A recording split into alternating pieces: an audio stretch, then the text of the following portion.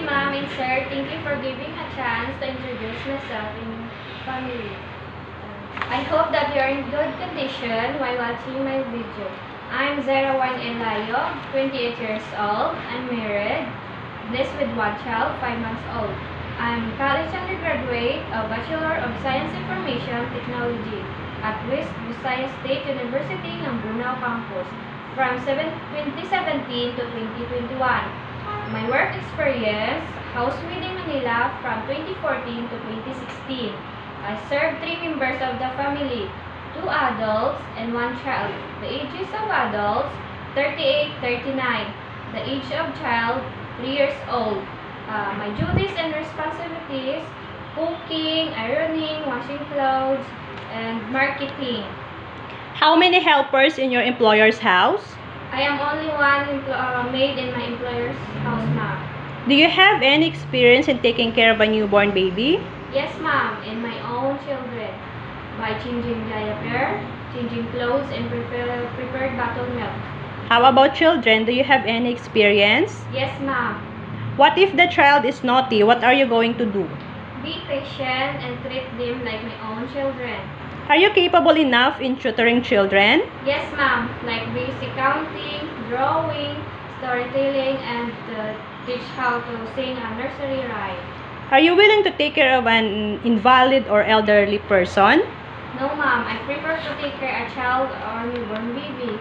What if you will feel homesick? What are you going to do? I will focus my work and pray. And every day off, I will call to less my homesick. What if your employer is strict and demanding? What are you going to do? I will ask the role and regulation, and I will follow for their satisfaction. If you have misunderstanding with your employer, what are you going to do? Be polite and say sorry, and don't do it again, the same mistake. Do you mind your holiday will not be scheduled on Saturday or Sunday? I don't mind. It depends on my employer's schedule. Why do you want to work in Hong Kong? I want to work in Hong Kong to help my family, also to support my sister's studies and my daughter's future. Can you promise to finish your 2 years contract? Yes, ma'am. I promise to finish my contract as long my employers want to me. Can you give us a nursery song? Yes, ma'am. Okay, go ahead. The wheel on the bus go round and round, round and round, round and round. The wheel on the bus go round and round, oh, through your town. So, what is your message to your future employer? Hello, ma'am and sir. Thank you for selecting me as your domestic helper.